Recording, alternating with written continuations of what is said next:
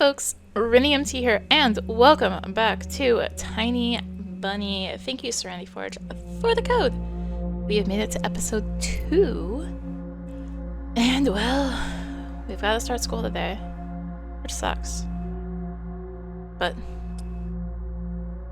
let's go. New school, new teachers, most importantly, new classmates who I always have trouble connecting with. Like most other kids with glasses, probably. I forced myself to get out of my warm bed. Dad would usually drive me to my old school, but this morning the bedroom of my parents was silent. Did they sleep in? Maybe it was a good thing. I didn't want to get the daddy's boy reputation from day one. My parents were probably still tucked in, dreaming about the good old days when everything was so simple and easy. Sweet dreams, even if far removed from reality. I silently sneaked out to the first floor so I wouldn't wake up anybody, especially the peacefully sleeping Olya. Did my best to step on the middle of every floorboard. I used to play like this even in our old apartment. If my shoes touched the space between the floorboards, it counted as stepping into lava. The clock was spurring me on with its hands. I need to hurry, faster, faster. I was too fast, so I needed to circle the hallway once again. Boiling lava was bursting out of the cracks between floorboards. I needed to watch my step, to survive at any cost. Hippity hop, like a frog jumping on molehills, like a fearful bunny in a grove full of wolves. I made a sandwich in the kitchen, shoved it down my throat, and drank it with cold tea. My appetite was as good as of someone being led up the scaffold towards a guillotine. I lowered my gaze and saw that one of my feet was standing on two floorboards at the same time. Burnt to a crisp, huh? I moved my foot. Disgusting little snakes writhed in my belly, the fear of getting hit and being called nasty names. The clock clicked. I need to go. It was dark outside, fitting for an early winter morning. This darkness never fully left the houses around here. I took my time tying my shoes, buttoning up the puffy down jacket, trying to delay my unpleasant exit into the semi-dark, into the unnerving unknown. I rubbed my glasses for good luck, though I couldn't remember a single time these thick pieces of glass brought me any good fortune. The sky was akin to a giant bruise. On the east side of it, a black cloud was swelling up. It licked up stars from the sky and extinguished the rising sun. Darkness was plastered all over the treetops. The cautious cries of birds got tangled up in the thicket. I locked the front door with a long key that I wore around my neck. My parents made me wear this noose, afraid that I, being a total klutz that I am, could lose the key otherwise. The wind whizzed on the other side of the gate and invited me into my new life towards dubious adventures, and tagged along like a old buddy, pushing me in the back. Wide shadows that pines throughout covered a third of the clearing. Upon reaching the edge of the forest, I hid my nose in the coat's collar. I was squeezing through the thin fire break, my hair ruffled up and my back hunched over. Tall trees stood on both sides of the tiny trail. The snowy blanket rustled under my feet, and the canopy of intertwined branches above my head cut me off from the already sparse starlight. The night had no plans of moving away from the forest. In this darkness, trees reminded me of shaggy old women that smelled of burial earth. Their trunks turned into cracked, wrinkled faces with holes in the middle of their mouths. If I lost focus even for a moment, mold-covered witches would drag me into the forest steps. Then my parents would be walking around these parts screaming my name. But the dead can't answer the living. Or can they? A sense of panic was growing in my chest. I was fine with Dad carrying me into the school in his hands by now if it saved me from watching the darkness rise up the ravines like black dough. It felt like someone jumped into the bushes behind me, so I turned around. Since I started walking faster, I heard the snow squeak behind me. The forest took a deep breath with its giant lungs. The windfall cracked. The wind and the birds were left behind in the field. Now I could only hear the forest creak. I walked, listening closely, and the unseen presence grew stronger. As if someone was following me, trying to match the pace of my footsteps. I turned my head so fast it made my neck crunch. The tiny trail behind me disappeared into the darkness. Tree branches overlapped, forming a natural tunnel. "Who's there?" The question escaped my lips and dissolved into the unending creaking sound of the wooden idols, the pines around me. Why did I think going through the forest alone was a good idea? I'm either going mad, or someone had intentionally lured me away from home. Distant lights granted me a smidgen of hope. A country road. I ran there as fast as I could, as if afraid that the trail will shrink. Clawed hands will grip me by the shoulders, turn me around, and make me look at the faces of hungry forest denizens. In the end, nobody stopped me. I almost flew to the decrepit wooden bridge, disbelieving my luck. Bridge's supports bathed in the spring, tarry and the ice cold. Put my hands on my knees and looked up at the forest. And then snorted, trying to calm my breathing. The figure was pretending to be asleep. It looked peaceful, lifeless. The remaining part of my commute lied through a snow-laden road illuminated by sparse lamplights. I chased away bad thoughts and ran as fast as I could, from one circle of light to another, seeking protection from electric lamps. Just like in that game, where you need to be the first to proclaim, "I'm protected." It's just in this case, the protection was flimsy at best, with darkness writhing outside its bounds. Then I noticed something remarkably eerie. In a place where the light from an inclined lamp couldn't reach, a hairy, crooked shadow came alive with a guttural roar. It almost felt like its feathers deterred light. Its unnatural pose instilled fear. My eyes almost popped out of their sockets as I just stood there blinking, trying to chase away that illusion. But the shadow didn't disappear and even got closer. My insides were gripped by horror. I stepped back and almost fell into a snow pile. The black silhouette, on the other hand, straightened up and addressed me in a sweet voice. "Sneaking around, huh? Trying to steal my soul." Words got stuck in my throat. Who could be talking in such a silky voice here, between the forest and the dormant village? "Will you say something, dummy? Cat got your tongue." "Alright, I'll bite off your nose then. That'll teach you not to poke it in places it doesn't belong." A girl stood before me, judging me from the voice and the silhouette. But I couldn't even reprimand myself for getting scared by a girl before noticing gaping mouth under her hood with something dangerously shining inside. I was stunned. From the cavity of her hood, a frighteningly real fox face was staring straight at me. It's just her jaws weren't moving and her eyes weren't blinking. A mask. It's just a girl with a fox mask on. At least I wanted to think that. After a surprise like that, a nervous smile involuntarily crept onto my face. I was just going to school and then you... What about me? Never seen a fox feed a dog. Indeed, there was a small dog circling the girl's legs. One of the strays that were chasing me yesterday, probably? Hey, puppy. Sorry, I didn't mean to. After hearing my voice, the dog whimpered, lowered its ears, sniffed me out, and then started wagging its tail. Guess I still smelled the bologna that I ate for breakfast. I was shifting my gaze back and forth from the dog to the girl. She didn't seem scared anymore, just weird. So you didn't mean to, huh? What's your name? I'm Anton. And you? And I'm not. She's weird. Definitely has a couple loose screws. But she has a nice voice. My astonishment has turned into a mix of happiness and relief. This girl I didn't know was definitely human, if a bit eccentric. I was also a bit angry at myself. This foxy girl was walking through this darkness without problem, and I shuddered from every little sound. I could just walk away, but this girl had piqued my interest. The next time a police officer asks me about my friends at the new place, I'll tell him that I befriended a talking fox. Do you live around here? In the village? The fox giggled and purred. She spun around so hard the hem of her coat lifted up. No, dummy. Foxes don't live in villages. So you live in the forest then? Have you been living under a rock? It's obvious that foxes can't survive anywhere near humans. As long as they're foxes.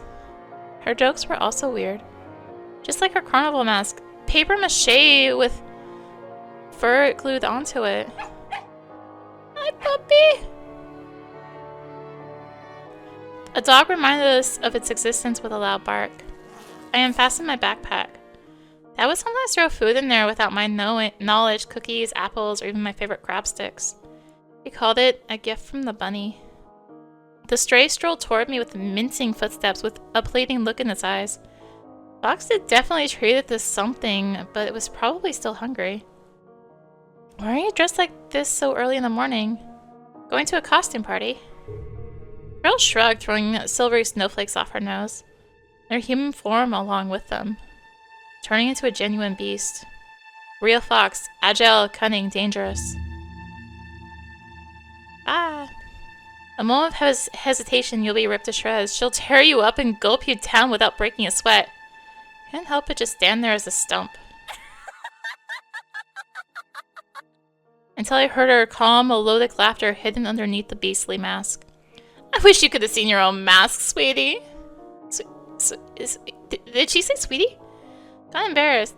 Went right up to my hair roots. We seen a fox in the zoo once when we went there with Dad, but it had patchy fur, was gray and skinny. But this girl was of a fiery color and furry, just like in fairy tales. I was still rummaging through my backpack. My fingers that were searching for the dog's treat stumbled onto some soft, crumpled object. You'll see. The real beast will wake up soon. Should ask them where they got their human faces. The girl's shadow was dancing in the lamp's light. The dog yapped in agreement.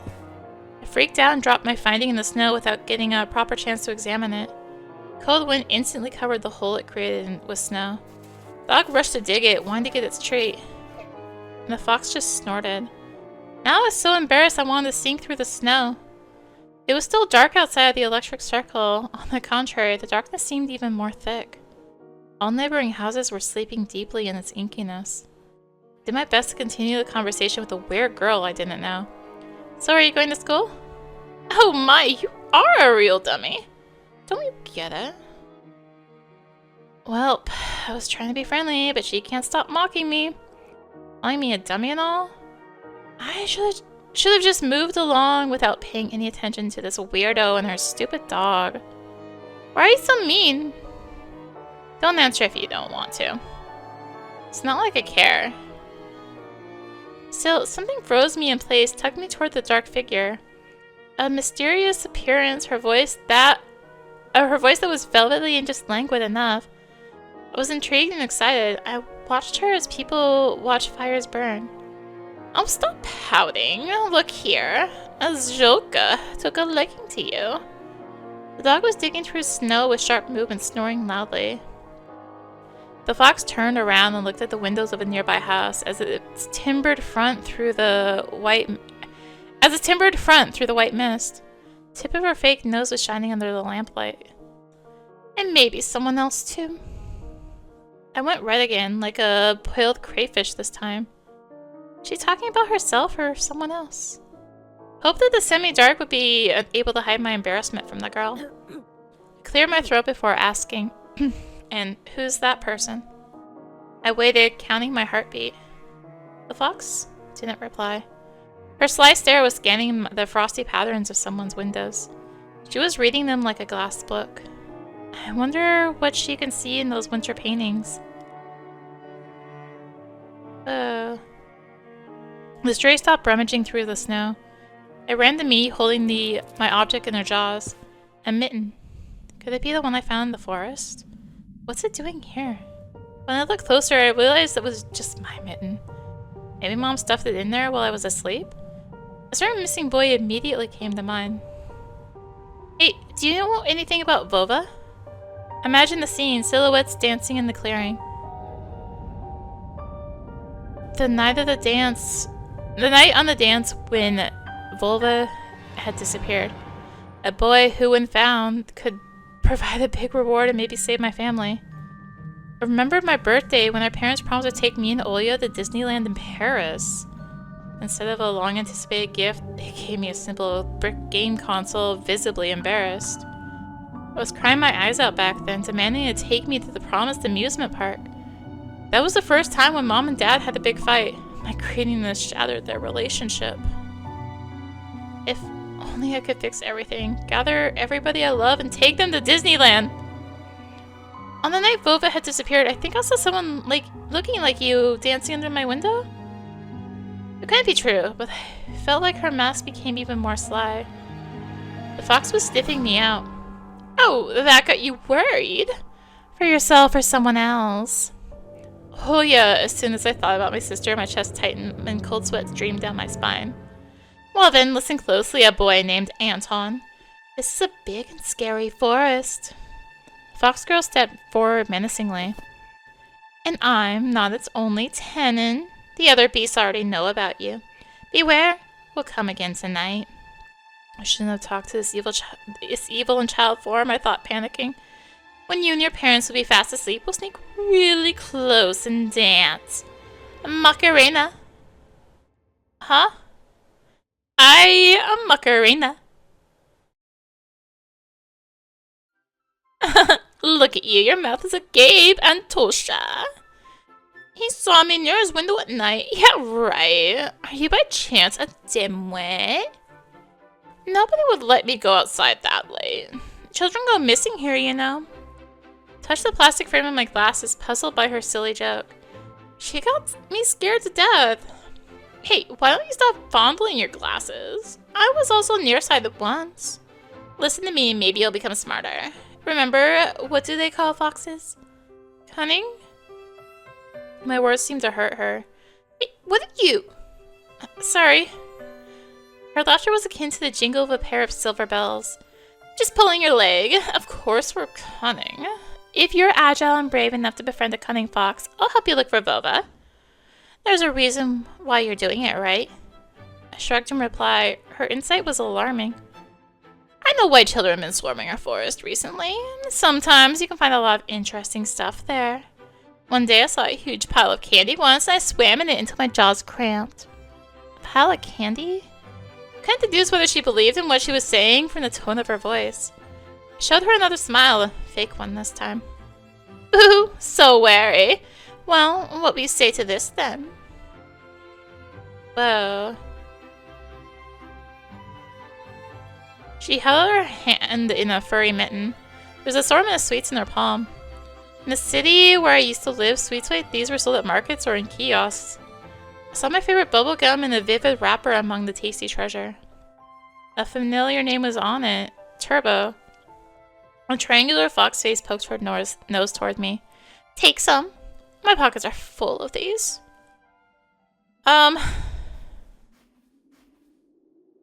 Okay. I accepted the tree and catching a whiff of the girl's smell. Fur, fireworks, and citrus. The smell of holidays. My fingers tingled while I was carefully unwrapping the gum. Peachy aroma entered my nostrils, and something else, something unfamiliar but pleasant. The fruity cube ended up in my mouth. I started moving my molars, chewing the gum. Tasted like your usual Turkish gum, only my tongue went a bit numb. I couldn't believe my luck after opening the insert. I looked at a Mercedes-Benz, an extremely rare and hence desirable collector's item for any boy from my previous neighborhood. My heart skipped a beat. I was barely able to tear my eyes off the insert, still stunned. This is... Now do you see what can be found in the forest? Still, I wouldn't go there alone if I were you. You get so flustered over simple bubblegum after all. Imagine what would happen if you find a travel case worth of these. It'll surely blow your mind. Unusual treats. Just like everything else about her. I carefully hid the insert in my bag as if I was putting a rare butterfly in a can. The fox giggled. This is not how things are supposed to go on a Monday morning. Who are you? I refrained from asking that question. She wouldn't answer anyway, or she'll just lie. I really wanted to see what's behind her mask. I was becoming more and more sure that underneath it wasn't just a simple young girl. What if Vova also found the snow pile with sweets and is now rolling in it? Actually, what if he decided to stay in the forest? It must be so cold without the second mitten then. The wind caught my words like smoke from a fire and carried them deep into the darkness into the creepy thicket. Wait, was that? Back. Okay, yeah, it was her. Trees behind me creaked with their bony branches. Or what if something happened to him along the way? Something terrible. Forrest reacted to her words, became alive. It sniffed me out, perking up its ears, just like a curious beast. Fox Girl pierced me with her eyes again. Wild beasts? You find that scary? Well, I don't know. He doesn't know. Oh my, have I befriended a dunce? Didn't like being called a dunce. Yet being friends with her sounded nice. My grades are good. Oh, really now? Will you come with me, good grades, Anton? We'll find your Vova, and you'll be able to ask him what he found deep in the forest. As long as you're with me, nothing can hurt you in the forest. You'll see. Worms of worry writhed in my belly. Better run, whispered my mind. I don't believe you. Did you take me for a liar? Whatever, you're just like everybody else. The girl sounded hurt, although I didn't know if she was genuine about it. She turned around as if she had immediately lost all interest in me. The gum felt bitter now. I remembered my dad's favorite saying, "Where are your manners, son?" Indeed, this fox was kind to me. Please don't get mad. Foxes can also be nice, like in fairy tales. I just need to know what kind of fox you are. The girl giggled, hiding the nose of her mask in her hands. Then follow me into the forest and you'll get to know me. But not right now, when it gets bright. I mean, your whole body is shaking, you poor thing. I don't want you to get a stroke. Hey, let me accompany you to school. After hearing this, dog barked in agreement and stopped messing with a mitten. I leaned in, trying to grab the piece of handwear that almost ran away from me. Well, if we're going the same direction. We went towards the school and the lost dawn. Here and there, the lights came on in the windows of houses we passed, as if their inhabitants were sending us warning signs. Silhouettes lurked behind curtains, dogs let out occasional barks. Spirals of gray smoke rose from chimneys, TVs bustled, and dishes clanged in kitchens. We watched the village slowly rise from its slumber, while carefully treading the snowy wheel trails. I walked in the left one and she took the right one. The dog was following right behind us. I expected the fox to bring up something weird again, but she stayed silent all the way through the school, as if playing with me some game only she was privy to. She would giggle from time to time when the dog sneezed from the snowflakes that fell on its nose.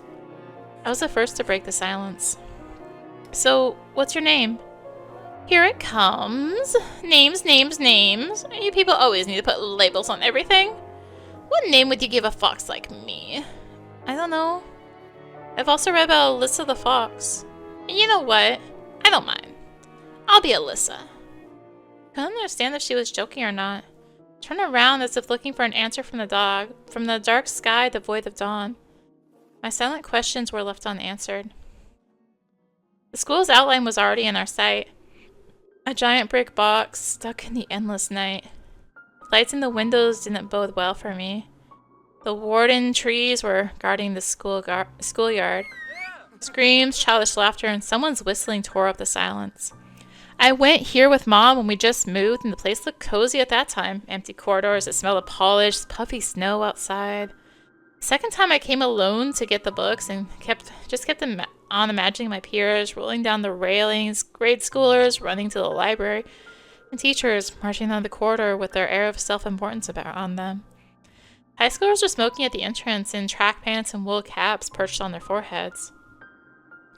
Their appearance destroyed the last hopes for a cozy school. Their stingy eyes and the teeth yellow from nicotine, their smirks, all of it had the same gloomy effect as the cloudy winter morning. Absorbed by my thoughts, I completely forgot about my companion.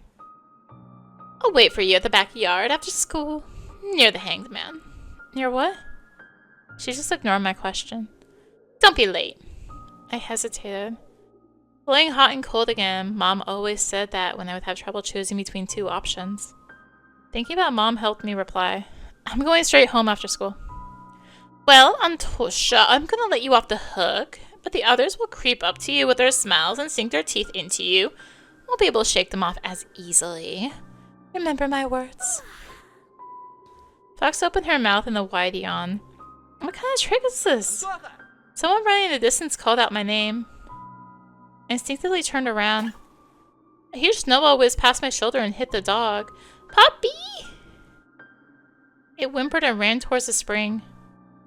The darkness devoured it. Fox Girl was also nowhere to be seen. She dissolved in the frosty air. Or was she hiding in my shadow? I gulped and swallowed the gum. Unlucky. After taking a deep breath, I went toward the school, toward the cutlets of dough, toward the light raining down onto the snow.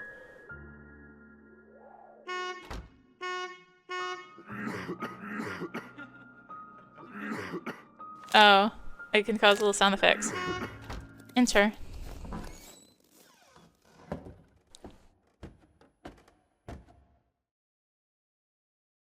I could hear muffled voices behind the doors, saw blinking lamps. Darkness creeped along the windows, and it felt like the school was drifting in open space like a lonely, lost spaceship. Aha.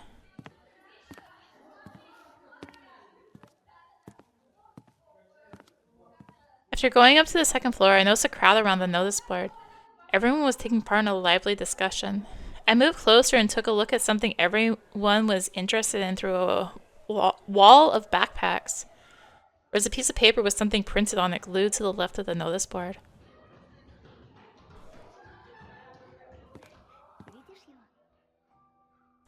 Vova Matukian, 10 years old, grade 4B. He left his home on January the 5th around 4 p.m.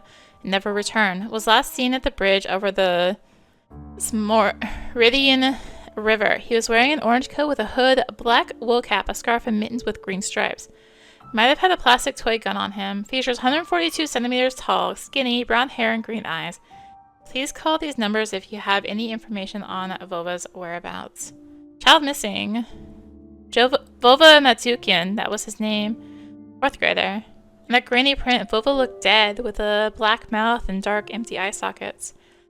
Could it be that the darkness dwelling deep in the forest invaded his pores and mutilated his face? Plastic toy gun couldn't protect him from the whispering branches and the howling wind. Empty eyes of the lost boy pierced through my soul as if pleading. Unable to meet his stare, I turned around and rushed to the window, took a seat on the windowsill. The corridor was slowly filling up with children in groups of few. Nobody paid me any mind. In the darkness of school toilets, child voices were hammering a nursery rhyme.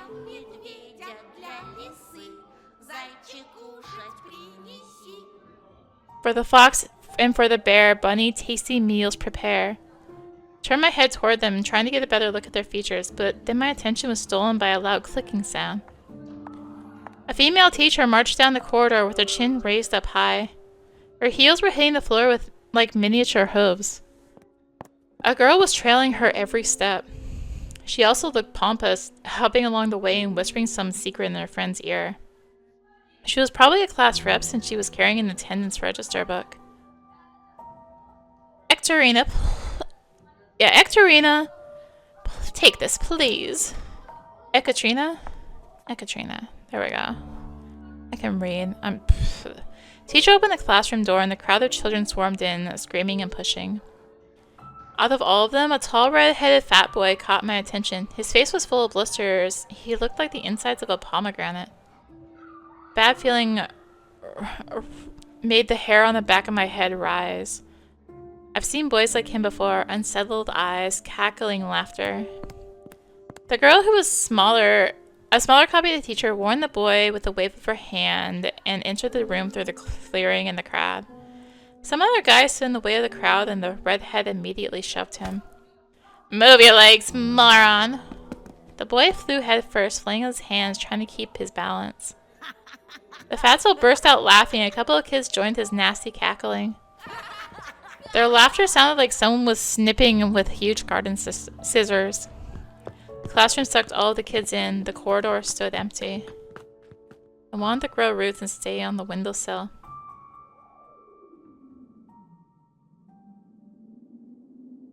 Just a handful of lampposts outside were battling the darkness, riding like fluorescent fish in the black ocean. Maybe I can still run away. Go outside, dissolve in the dark. Imagine myself running through snow, how it squeaks under my boots, and how I'm becoming lighter and lighter with every step. The ringer's trill blew that illusion away.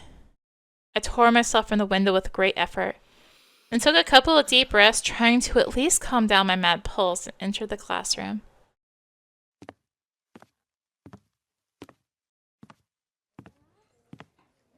The prim teacher looked at me over the frame of her glasses, clearly annoyed. I'm the transfer student? Was told to come here. The snowy forest trail was winding in front of my eyes. The pines rustled, but it didn't sound predatory anymore.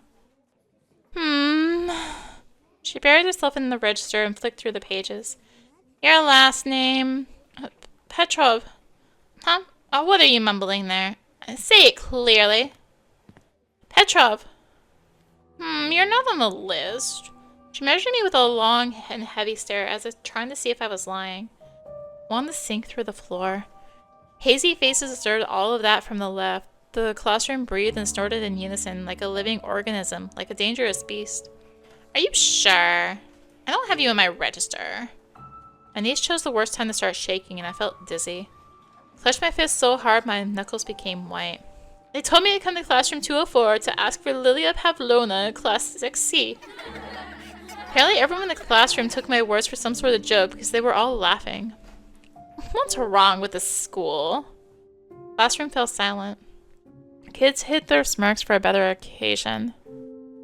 Why do we have so many interns? They all know how to put lipstick all over their bulging lips, but when it comes to real problems, I have to solve everything.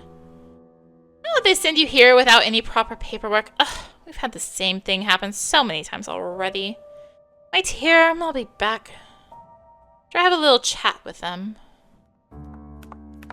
The teacher flew past me, mumbling something to herself in righteous anger, and I was left standing at the center of the classroom. Like a convict in front of a firing squad, I lowered my gaze, feeling the mocking stares from all around the classroom directed at me. It prickled my skin, danced on it like laser sights. Once again, I imagined running away from this place, fighting the clawing wind, soaring high above the pines in one long jump, with the wind in my back as my only companion. The eyes of my future classmates were asking, this new boy, is he one of us or an outsider?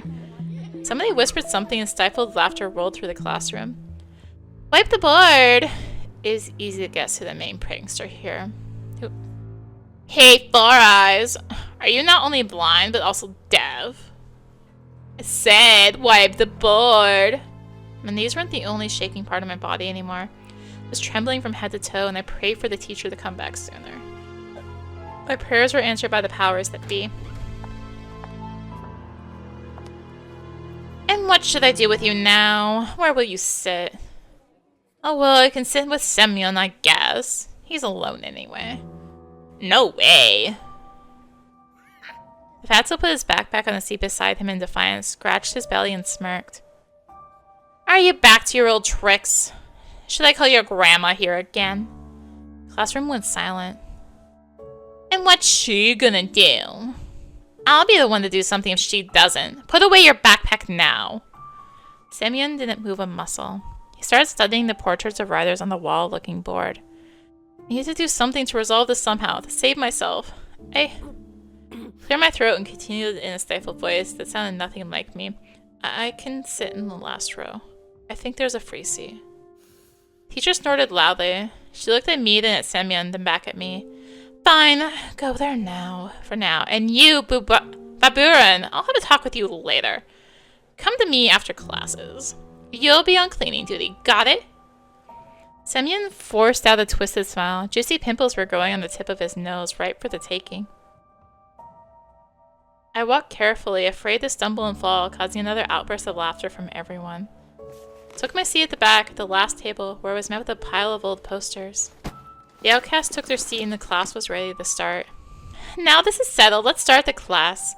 Today's theme is traditions of Russian and international literature and Zhoshenko's Don't Lie. Atso turned back to me. His stare informed me of the coming days, weeks, and months of bullying. Got my eyes on you, he said, his watery look.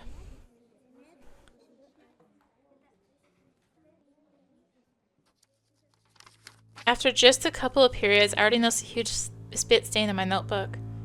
Then at the cafeteria, the Semyon accidentally spilled a glass of compote on me. Then he flailed his hands around after exiting the toilet so some of the liquid from his hands would get on me. Just before the final period for today, Semyon pushed me into a buzzing crowd of girls from our class. They made way, cursing, but I couldn't hold my balance and ended up ramming my face into the girl I took for the class rep before, right in her chest. Ow! Immediately stepped back, dying from embarrassment. Sorry, are you alright? She suddenly put her hands on her hips. Will you look at him? Groping me in front of everyone! I'll tell my mom! I'll expel you, pervert. There was some sort of sadistic pleasure in her eyes, as if she was a child who was about to put on a lit-up match to the Schaefer beetle. Didn't mean to, he pushed me. We all saw that, you know. No blind among us. He stared at my glasses while showing me a creepy smile. Started to fume on the inside, but Semyon's laughter cooled my head. I pushed you, are you sure? He swaggered up to me, enveloping me in the smell of sunflower seeds and rotting teeth, and then pushed me to the ground. Like this, huh? What you gonna do now? The bully towered over me as if saying, come on, hit me. Let me see you try. Indeer. I breathed in loudly, stood up, massaging my temples. Semyon made a mocking face, as if asking me wordlessly, what are you gonna do about it? Looked at his red fist that seemed so big to me at the moment and realized if I said even a single word, I'd get hit. And he'll keep on hitting me until I cry, or maybe even that won't stop him. Nobody was going to help me. Sorry. I tripped. What a pathetic squeak. If you could actually burn up from shame, I would have been reduced to cinders by now. Learn how to walk. A blind rat. I lowered my eyes and squeezed past Semyon. He showered me with the smell of decaying teeth. Bye-bye, sucker. I felt a loud snort behind my back. My muscles became wooden, and I felt him wiping his hand on my back. Continued walking. Oh no, humiliating insult, you don't have to stand up for yourself. Continued walking, listening to demeaning smirks from all the sides. It was even worse than I expected. I was late to leave the school after classes on purpose. Semyon didn't attend the last period, so I was hopeful. What if he decided to dodge the cleaning duty and ran home, forgetting all about me? This was a relief. I didn't want to meet him in the empty hallway. Smirks of my classmates stood before my eyes like overturned horseshoes. My class had a lot of fun at my expense, but those who missed the show were asking the others to describe my bullying in full detail. Should I have just transferred into a school for freaks? I'd be less conspicuous among hunchbacks, lame-legged, and disfigured. While the other students were leaving the school, loudly laughing, I was pretending to skim through my books near a window. I was staring outside, nervous. Semyon was nowhere to be found in the front yard or near the school gate. I didn't really believe I was this lucky, so I decided to be extra cautious, save for some time more in the corridor that was gradually getting less crowded. All of the bustle moved to the first floor. There was a skeleton peeking out the biology classroom. Some jokester put a cap with the American condor on its head. The sound of running water was coming from the bathroom. It's the only person left in the whole school. I'm not alone, a sudden thought came to mind. Remember the missing boy? His portrait was on the noseboard near the schedule. I remembered his smile. Him looking at me. And the fact that he's most likely already dead. Hello! I shuddered and turned around.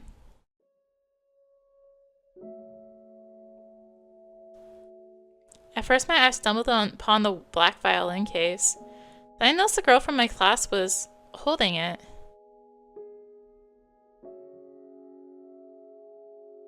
Hello. She sat in the first row of the second column. I could swear I caught her looking at me a couple of times. I was sneaking glances at her myself. Sometimes it just feels nice to look at something pretty, the spring, the sky, or a girl that's not in the crowd that laughs at Semyon's jokes. She wasn't whispering the dirty laundry of other people to Katya. She spent all the breaks just like me, staying in the classroom or looking in the window or drawing something in her green notebook. Hello? I turned red and pretended I was studying the pattern of the wooden floor. Saw Bobby Reen push you. Are you alright? The bulb on my head hurt, but wasn't all that much uncomfortable. I'm fine. It's nothing. It's definitely not nothing. That idiot cannot control himself at all lately. You should have punched him back. I mumbled in reply. Semyon wasn't like that before. He also transferred here just recently. His grandma told me that it almost felt like he went mad. I started shoving books in my backpack to at least put something in my hands. The girl looked at me with her clear, attentive eyes. Do you live over the river? In that wooden house? Yeah? Must be scary living there. And you also have to cross the forest. I wouldn't be able to do that. Shivered at the mention of the forest. I thought of intertwining branches, of a snake-like trail, of an endless darkness that spread like mold among the crooked trees. So I straight up lied. It's not that scary. What's so scary about it for you? She smiled after a brief pause, as if brushing off a daydream. Well, actually, never mind. My name is Polina, by the way. And I'm Anton. I already know that. Oh, I have to go to music class. She made a couple of steps and stopped. Amazing. Polina didn't look like those beauties from the magazine posters or the actresses from the movies. But in the flickering light of the ceiling lamps, she looked much more alluring. Can you play anything? My parents bought me a guitar a couple of years ago. You'll remember my meager attempts at making music. Change. We're all waiting for change. Soy's song echoed through my thoughts and my desire to change something. That guitar got lost somewhere as if refusing to move to the old house near the forest. I think my parents gave it away to someone that needed it more. I don't, sadly. A pity. Oh well, I'll be going. Bye! Her shout was captured by the loud echo. Her shoes also echoed through the school hallways. Bye. I wasn't sure if Polina heard me. Looked out the window again. Oh, I'm so sorry, Samuel would say while shoving me off the staircase in a way that could break my neck. Or oops, didn't mean that after spilling compote on me in the cafeteria. And this kept happening every day. I couldn't relax for a moment because of this string of coincidences. To my horror, I realized it was only going to get worse and I couldn't do anything about it. I always walked looking down at school and counted down minutes until the classes ended. Only in rare moments when I caught Polina's look on me, I choked from embarrassment and was ready to fight as if to mock me. Nothing happened. And then my rage subsided and everything returned to normal. I always went home alone. First, I slipped through the village, then over the bridge across the river, and then finally through the forest. The road slithered between the trees for around 10 minutes. There were no passers-by, only cars slowly crawled past me, as if afraid to sink in snow. Tried walking as fast as possible because branches white from the snow and black trunks created an illusion of someone wandering the forest. Somebody tall, sneaky, who can turn into a tree or a snow pile, and then, when nobody's looking at them, continue their journey along the road. Yo, Antoshka! My heart nearly stopped. We'll deal with the bullying next time, actually. I was trying to get through the school day, it wasn't ending. But we'll wait here. We'll stare down the bully. Grr. Thank you for watching. If you enjoyed the video, consider tossing a like, comment, subscribe, maybe click the bell for notifications. Also be sure to check out the description below. Various links, social media, Discord. Come hang out, get notifications there as well. And until next time, this is rinimt signing out. Bye!